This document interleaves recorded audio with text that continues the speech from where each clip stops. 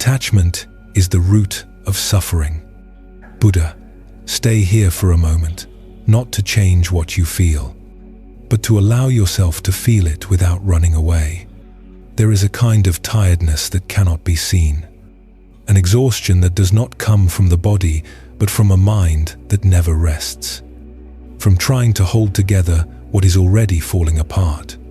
From clinging to people, plans, and versions of yourself that no longer exist out of fear of losing control. Much of human pain is not born from what happens, but from how desperately we try to keep things from changing. Buddhism does not call this clinging, love, or responsibility. It calls it suffering, and not to judge you, but to free you.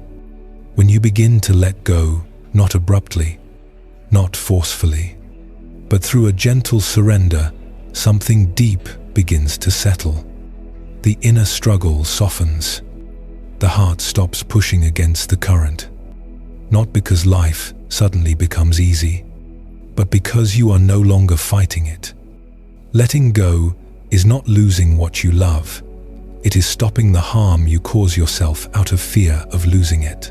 From this space of silence and clarity emerge 10 Buddhist lessons, not as theories or empty promises, but as clear steps to relieve suffering at its root, 10 teachings to release control, deactivate attachment, and remember how to live without carrying a weight that was never yours. As you move through these lessons with awareness, something essential reveals itself. When you finally let go, life stops unraveling and slowly begins to find its own order. Lesson 1. The illusion of control and why letting go is actually what works. What if that constant effort to keep everything under control is precisely what makes life feel so heavy? We move through our days tense, mentally gripping outcomes, people, and plans, believing that if we hold tightly enough, nothing will break. Yet here lies the paradox. The harder you squeeze sand in your hand, the faster it slips through your fingers. Control offers a sense of safety and predictability, but at its core, it is one of the ego's most persuasive illusions. Either you let go, or life eventually drags you along. Control does not give you freedom. It gives you fear. Fear of failure, fear of loss, fear of not being enough if things do not unfold exactly as you imagined. In Buddhism, there is a principle called non-attachment, and it does not mean indifference. It means allowing life to flow without chaining it to your expectations. You do not own this moment. You are only here to experience it. And the more you force it, the more it resists. Look at your own life and notice how much energy you have spent overthinking, trying to manage every detail, clinging to relationships that were already drifting away, worrying about things that have not even happened, and still, none of that brought you peace, only pressure. Now imagine something different. For just one day, you stop interfering. You stop trying to control every small detail. Instead of obsessively planning the perfect day, you breathe, observe, and respond, not react, but respond with calm rather than control. Ask yourself honestly, what do I fear will happen if I let go right now? Most of the time, the answer is not danger, but discomfort. And in Buddhist teachings, discomfort is often the doorway to growth. The job that never came may not have been part of your path. The relationship that ended may have been a chapter, not the destination. Life is always trying to guide you, but we are so busy resisting that we fail to hear it. When you let go, things do not fall apart. They rearrange themselves, not always where you expected, but often where you needed them to be. Because surrender is not weakness, it is wisdom. The strength of trusting the flow instead of fighting the current. Practice this. The next time your mind tightens, pause, breathe, and ask whether this is worth the weight you are carrying. Then loosen your grip, allow, trust, and observe what happens when you stop trying to manage every second. A monk once said that peace is not found in a place without noise, problems, or effort, but in the middle of all of it, when the mind remains serene, and that serenity does not come from control, it comes from trust. What if letting go is how you finally find peace? What if the version of yourself you are forcing is not the one you are meant to become? Perhaps surrender is the most powerful move you can make. Remember this: if you want to fly, you must release the ground. If you want to move forward, you must let go of the past that pulls you back. Let go. Allow life to find you. And watch how, without force, everything begins to fall into place. Lesson 2. The paradox of detachment. Because the more you let go, the stronger you become. What if the very thing you cling to most tightly is what is holding you back? We live in a world obsessed with results, chasing goals, seeking validation, measuring worth in numbers and achievements. Yet the harder we pull the string, the more altitude we lose. Because a kite does not rise through force. It rises when it is allowed to loosen. Here lives the paradox of detachment. The moment you stop needing something, you begin to attract it. Letting go is not losing control. It is discovering a deeper, wiser way to relate to life. Detachment does not mean giving up or abandoning. It means being fully present, aware, and unafraid of what comes next. In Buddhist thought, attachment is the root of suffering, not because desire is wrong, but because turning desire into identity enslaves you. Detachment is not apathy. It is freedom, acting from clarity rather than desperation, from truth rather than fear. Look at your own path and see how many times you gave everything to a job opportunity, a relationship, or a dream, and the more you tried to force it, the more it slipped away. Sleepless nights, looping thoughts, plans rewritten again and again, more effort, more tension, and in the end, not peace but pressure, not clarity but confusion, because your power was never in the grip, it was in your presence. Letting go does not mean you stop caring, it means you stop clinging. Shifting the question from, will this work, to, is this true for me? And that single question changes everything, because you no longer react from fear. You respond from inner alignment. Practice this. Set your intentions clearly, but release the outcome. Speak with honesty rather than manipulation. Show up in your work, your relationships, and your dreams with sincerity instead of expectation. Then step back, trusting that what is meant for you will reveal itself in its own time. Meditate on impermanence and watch how thoughts and emotions arise and dissolve like waves, remembering that nothing lasts, not even pain. And when you truly understand this, you begin to live more lightly, moving with life instead of against it. Ask yourself honestly whether you are pushing too hard on something that should unfold naturally, because what is forced often breaks, and what is allowed often blooms. Surrender is not weakness, it is wisdom, the understanding that control is an illusion, but presence is power. What has clinging so tightly really given you more peace or more pain, more clarity or more chaos? What if letting go is the shortcut to everything you have been chasing? A seed does not sprout because you yell at it to grow. It blooms when you give it space.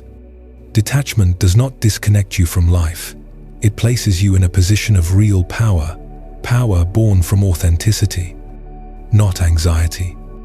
And here, another quiet teaching appears: how overthinking pushes away what you desire, because you believe you are being productive when you are actually trapped in your mind. Overthinking disguises itself as problem solving. Promises clarity, but delivers confusion, like stirring muddy water until it grows cloudier, while a pond clears only when you stop disturbing it, just like the mind. In silence, everything settles. Yet silence frightens us, because in a culture addicted to doing, stillness feels like failure. So we obsess, rehearse, anticipate, and analyze, convinced that one more thought will bring the answer, but it never does. Because excessive thinking is born not from wisdom, but from fear. Buddhism speaks of the monkey mind, the restless mind that jumps from thought to thought, clinging, doubting, fearing. The mind seeks control through thinking. But true clarity does not arise from noise. It emerges when the noise dissolves. Notice how many answers arrive, not when you think more, but when you pause in the shower, on a walk, in a moment of quiet surrender, because when you create space, wisdom is allowed to surface. We long for peace, yet we try to think our way into it. And that is the trap. Because peace is not something you chase. It is what remains when you stop chasing. Practice this. When your thoughts begin to spiral, do not sink into them. Interrupt the pattern. Close your eyes. Inhale calm. Exhale the story. Because one conscious breath can do more than 100 scattered thoughts. Ask yourself whether you are thinking or avoiding feeling. Because sometimes thinking becomes a shield to avoid deciding, to avoid facing the unknown. Yet life moves forward only when you move, not when you analyze every turn without taking a step. Set boundaries for your thoughts. Give yourself time to decide, and then act without falling into paralysis.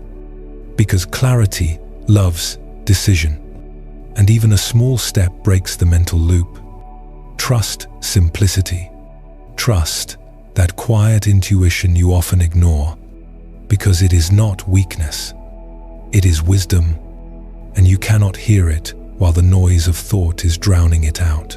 What would happen if you stopped fixing everything and started instead feeling the discomfort, the fear, allowing them to pass like a wave without trying to dominate them with logic? Sometimes the most powerful thing you can do is nothing, not from indifference, but from conscious presence. Because when you stop resisting the present moment, it begins to speak to you, and that is where guidance lives. Ask yourself whether your thoughts are helping you or keeping you captive. And remember that your mind is a tool, not your owner. And tools only work when you know when to set them down. So stop stirring the water. Allow the pond to clear. Let silence rise. And you may discover that everything you were searching for has been waiting there all along beneath the noise. Because peace is not outside. It is what remains when you finally let go. Number 4. Why excessive worrying ultimately works against you. Sometimes we protect so much that we end up crushing the very thing we want to care for. Suffocating dreams with perfectionism, relationships with expectations, and our own calm with constant pressure. It looks noble, like deep love. But often, it is just fear in disguise.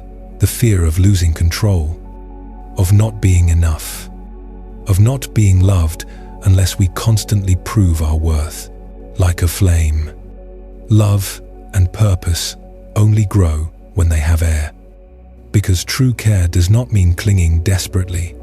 You have probably felt the weight of trying to hold everything together for everyone all the time. Saying yes when you are already exhausted. Trying to regulate other people's emotions. Carrying problems that were never yours. And although it may be mistaken for compassion, it is actually over-responsibility that creates wear instead of connection. In Buddhist teachings, loving kindness is not born from control. It is born from presence, from being with others or with yourself without correcting, forcing, or directing, allowing people to breathe and life to breathe as well. When care is authentic, space is created, and in that space, growth arises. Ask yourself honestly whether you are trying to be everything to everyone, because it is not your mission to be the healer, the pleaser, or the perfect one. Often that is the ego disguised as service. True compassion begins when you allow each person to walk their own path, even when it is messy, even when it does not match what you would choose. Release the need to be understood all the time. Release the attempt to control how others see you. Because when your worth depends on external validation, your care becomes conditional and quietly heavy. And that is not love. It is fear pretending to be love. Redefine care as presence, a company without advising, support without fixing. Allow yourself to rest without guilt, and care for yourself not to be better, but because you are already worthy. Let go of anxious attachment, constant checking, the fear of being forgotten, the excessive thoughts after every conversation, because that is not intuition, it is insecurity. And if you do not look at it with awareness, it will steal your peace. What would happen if you stopped managing everything? If you trusted that others can hold themselves without your constant intervention, and that situations also find their way without your control? You would feel lighter, freer, and paradoxically, your relationships would deepen, because they would be built on trust rather than tension. Not everything is yours to carry. You are allowed to care without controlling, to love without losing yourself, and to give without clinging. Ask yourself whether you are truly caring or simply managing other people's lives with good intentions. This is your invitation to stop trying so hard, because you do not need to be perfect to be loved or to overgive to be valuable. Let the flame breathe. Let your soul breathe and let go. Not because you do not care, but because you now understand what authentic care looks like. And when that happens, peace, clarity, and connection begin to settle naturally.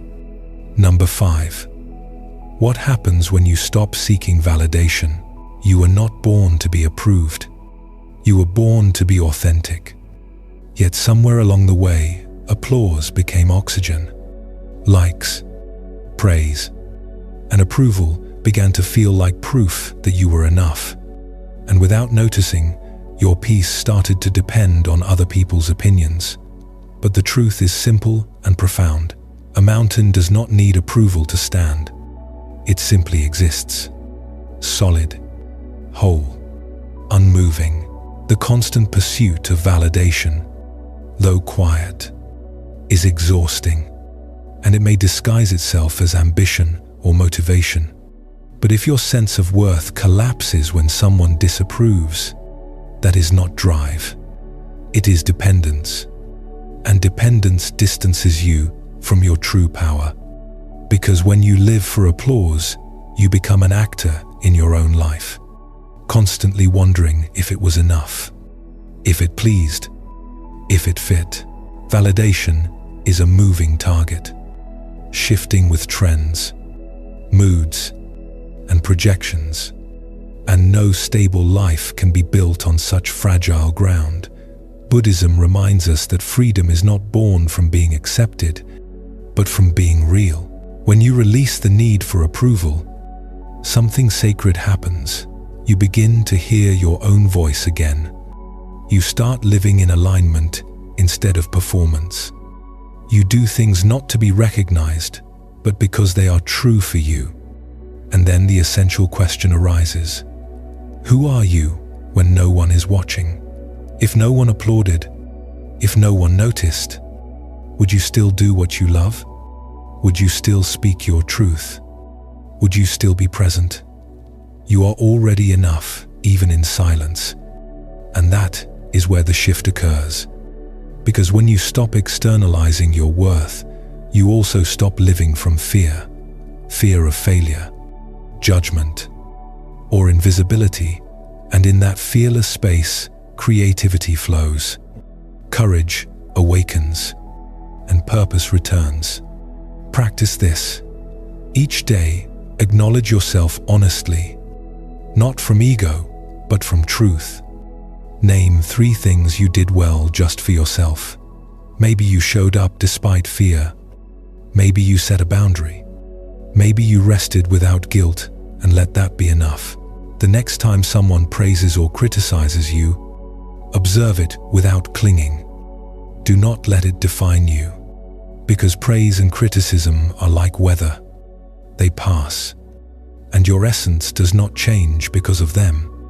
Enter conscious solitude. Not the loneliness of emptiness, but the clarity of aloneness.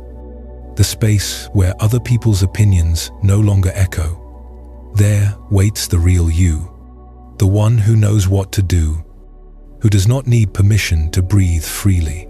Ask yourself honestly whether you are living for applause or for coherence. Because if you chase applause, you will always feel late. But if you live aligned, even your silence will carry strength.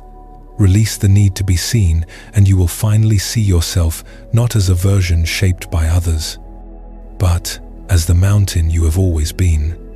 Steady, serene, and complete. And here another profound teaching appears, the whatever happens mindset, and how it transforms everything. You do not need to control everything to be at peace. In fact, the more you try to manage, fix, and force life to match your idea of how it should be, the more chaotic your inner world becomes. Yet there is a quiet, liberating attitude that changes everything. The awareness of whatever happens, not from apathy, but from grounded wisdom. Whatever happens, I remain. This is not giving up. It is anchoring yourself in something deeper than outcomes. Because life is unpredictable. Plans break. People change. Dreams evolve. And the mind wants to panic and demand certainty. But what if peace did not depend on everything going well, but on your ability to remain steady when it does not? Like wind moving around a mountain without shifting it. The mountain does not argue or resist. It simply remains. This awareness is not indifference. It is spiritual trust. The knowing that you can hold life as it is, not only when it is comfortable, staying rooted in your truth even when the ground seems to move. And from there, clarity emerges. Reactions soften.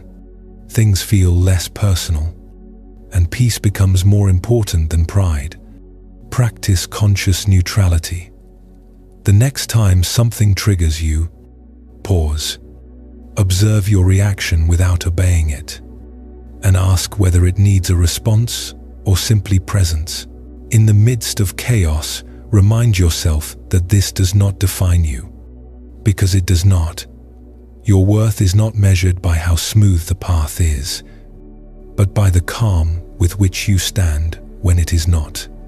Use humor as a spiritual tool when something goes wrong. Smile gently and ask whether this will matter in 5 years. Probably not. So do not give it 5 hours of your peace. Because sometimes, peace is not found in answers, but in releasing the need to have them. The real question is whether you can remain serene while everything changes. Because if your peace depends on stability, you will never have it. But if it is born from presence, surrender, and inner steadiness, no storm can uproot you. The whatever happens mindset does not make you passive. It makes you powerful. Because when you stop needing everything to be a certain way, you begin to live in harmony with life itself. You stop resisting and start flowing. You become the mountain anchored, stable, unmovable, and the next time life turns unexpectedly, breathe and say it quietly, Whatever happens, I remain. That is not weakness. It is mastery. Because letting go is not losing control. It is allowing life to meet you as you are.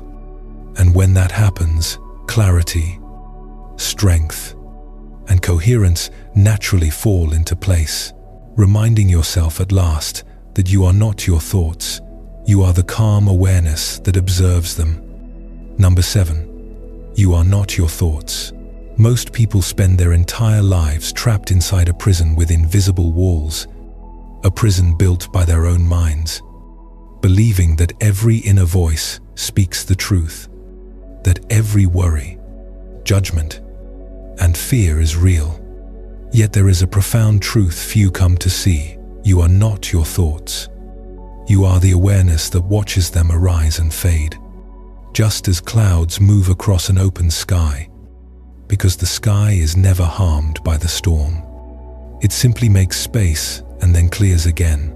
Observe the mind. Do not obey it. This simple shift can completely transform your relationship with yourself, because there have been moments in your life, maybe even now, when a single thought could ruin your entire day.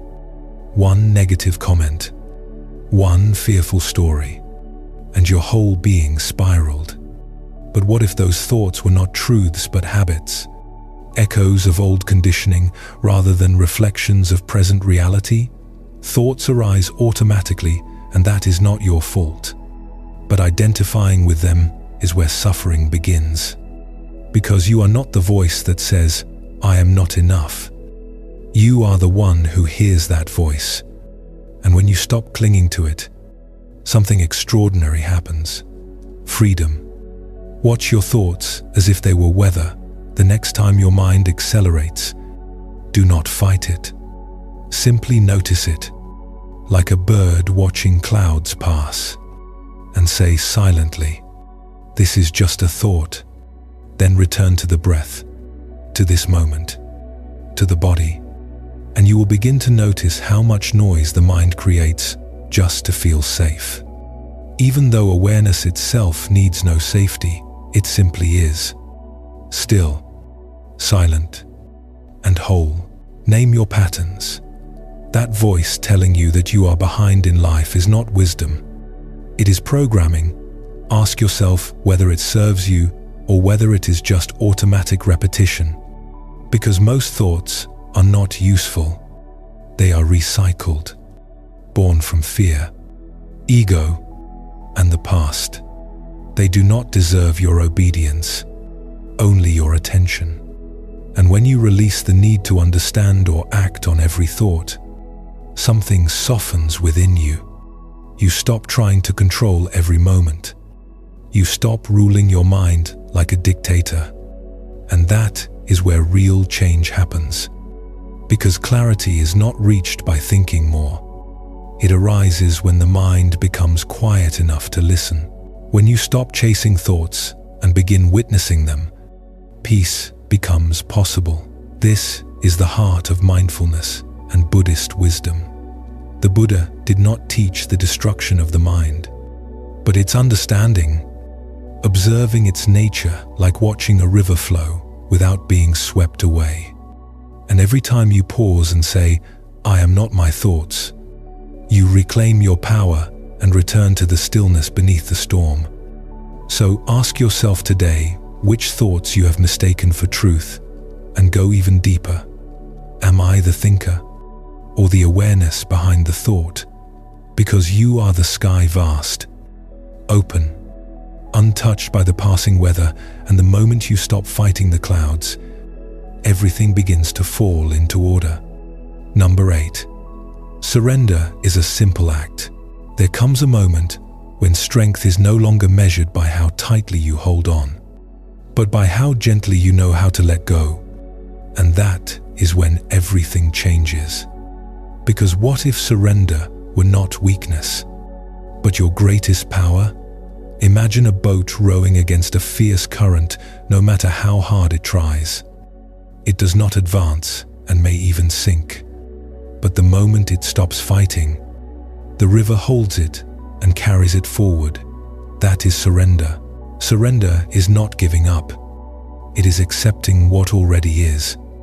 Because most of us live in resistance, pushing outcomes, clinging to plans, fighting the unknown and calling it ambition, when deep down it is fear.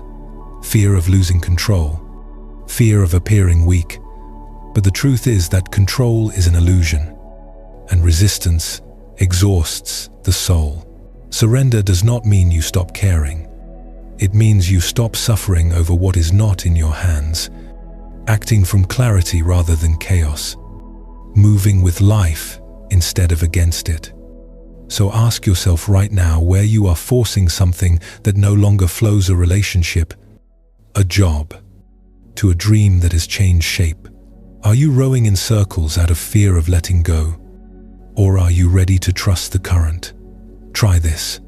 Take a deep breath and say, I don't know, and that's okay. Feel the freedom in that, the space that opens. You do not need all the answers to take the next step. You only need to loosen your grip a little. The most powerful moments of your life likely did not come from planning, but from the unexpected, from moments of surrender, from accepting that you could no longer force things, and then the right person appeared. The decision clarified, the path revealed, and that was no accident. It was clarity emerging from silence. In Buddhism, surrender is not passivity. It is active trust, trust in impermanence, trust in the wisdom of now, trust that life is not meant to be conquered but aligned with. Even the Buddha taught that attachment is suffering, and letting go is not failure. It is liberation. It is the doorway to peace. So ask yourself today what you are still fighting that no longer serves you. Perhaps a version of yourself you have outgrown, an outcome you are clinging to, or an identity born from fear, because surrender may be the bridge to your next level. The moment you stop demanding that life be different and begin living it as it is. And that is where real magic happens. Release the outcome. Anchor in action. Do your part and free the rest. This is not laziness. It is alignment. Not apathy, but inner peace. And when you finally stop fighting, everything begins to arrange itself naturally. Number 9. Embrace the absence of ground. There is a quiet fear many never name, the fear of having no solid ground, of that in-between space where nothing feels certain, where identities dissolve and plans collapse.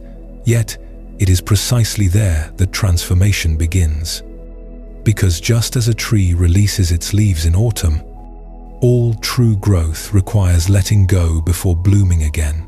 We cling to what is familiar: titles, routines, relationships, definitions of who we think we must be, not because they are true, but because they are known. Certainty becomes a comfort zone, but truth lives in uncertainty. And that is why so many people feel stuck today. Not because they are doing something wrong, but because they are trying to control what cannot be controlled, waiting for life to become predictable before moving forward. Deeper wisdom says something else. The lack of ground is not the problem. It is the portal, because the cocoon does not promise the caterpillar a butterfly. It only asks it to dissolve. And in the same way, your next evolution does not need your certainty. It needs your surrender. Can you trust yourself even when the ground shifts beneath your feet? Think of the most decisive moments of your life. Were they planned? Or did they emerge from chaos? From moments when everything seemed to be falling apart. Sometimes falling apart is actually beginning to come together, but only when you stop resisting. Sit with the unknown. Allow it to unsettle you, to stretch you, open you. Strip away layers that were never truly yours. Do not fill the silence with rushed answers. Let the silence speak, because we were taught to fear not knowing. Yet, in Buddhist practice, The absence of ground is sacred. It is the space where the ego dissolves and truth emerges, where attachments loosen and being remembers its depth. When you no longer need everything to make sense, you become powerful, because you stop negotiating with life and begin meeting it directly, without guarantees or scripts, guided only by presence. Try this. The next time life feels unstable, pause and breathe. Tell yourself that this too is part of the path. You are not lost. You are being remade. Stop asking for the map and become the explorer. Allow life to shake you and observe what remains standing. Often it will not be what you expected, but it will be what is true. And what is true never abandons you. Ask yourself whether you are clinging to certainty or evolving through chaos. Whether you trust life's unfolding or keep trying to rewrite what already is. Because growth is not about holding everything together. It is about learning to come apart with grace. Let the leaves fall. Let the old identity dissolve. Allow yourself to be bare. Because only in that openness can something new take root. And when you stop chasing solid ground beneath your feet, you realize that you are the ground. You are the stillness in the middle of the storm. So do not fear the unknown, embrace it. Your next chapter lives there. Your freedom begins there. And when you finally release the need for the ground to remain unmoving, everything begins to rise from within. Number 10. Let the moment lead. Imagine a river flowing effortlessly, questioning neither its path nor resisting its bends or obstacles, simply moving forward, responding to the landscape and adapting to every turn. Rise and fall. This is the essence of letting the moment guide you. A profound act of surrender that does not mean giving up on life, but becoming its apprentice. When you cling to control, trying to manage every detail of your career, your emotions, or your identity, you drift away from the only place where peace and purpose truly exist, the present moment, and end up managing life instead of living it. What if you stopped writing the script for every step and began asking what life is asking of you right now? What if instead of rushing forward or retreating out of fear, you paused and allowed the moment to become your guide? There is power in interrupting autopilot, because the mind loves to replay the past or anticipate the future, but rarely lives here. When you notice yourself moving through life like a to-do list or a series of problems to solve, stop, breathe, and ask what life is asking of you now. Because that question shifts your attention from control to curiosity and opens space for unexpected answers, new perspectives, and paths you had not considered. You may be facing delays, disappointments, or detours that feel unfair. But what if those delays were sacred? What if the moments you want to skip contain exactly the lessons or the healing you need? When you surrender to time, not your time but life's timing, you align with a deeper intelligence, and instead of fighting the current, you begin to float with it, trusting that each moment holds wisdom if you are willing to listen.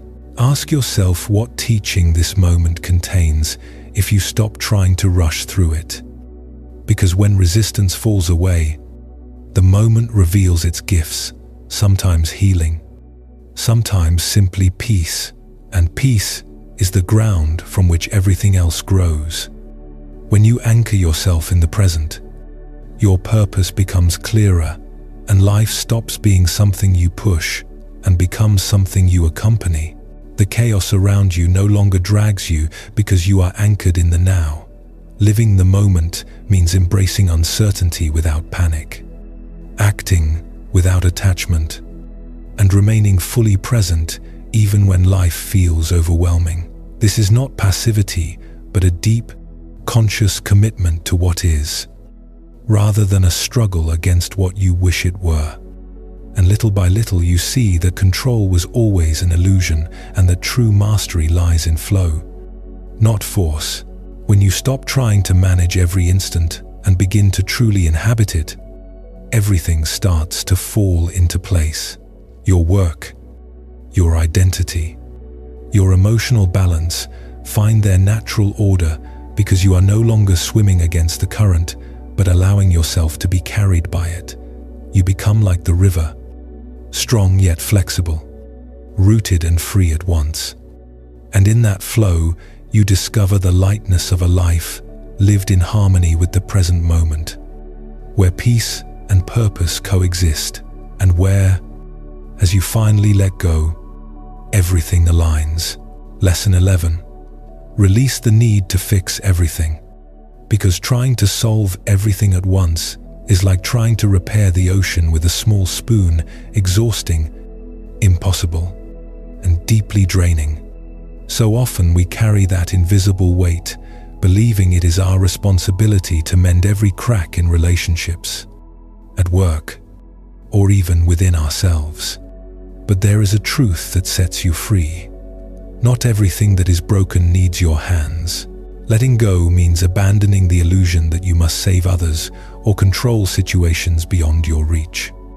And that is not giving up. It is wisely discerning what belongs to you and what belongs to another's process. Imagine how much peace would arise if you recognized where your responsibility ends and another's growth begins. Pause before reacting. Breathe deeply and choose presence over pressure. That small space between impulse and action allows clarity to emerge. Gently ask yourself whether this is something you are meant to fix or something the other must walk through to grow. Because growth is often uncomfortable, sometimes chaotic, yet necessary for transformation. And when you try to rescue everyone or direct every outcome, you unknowingly slow both their evolution and your own, sometimes, your conscious silence. Your ability to hold without intervening has more power than any imposed solution. Notice whether the emotional exhaustion you feel comes from carrying more than is yours, from believing you must hold everything together for others. Soften every transition and prevent every shake. Ask yourself whether the peace you seek is being blocked by that need to fix everything.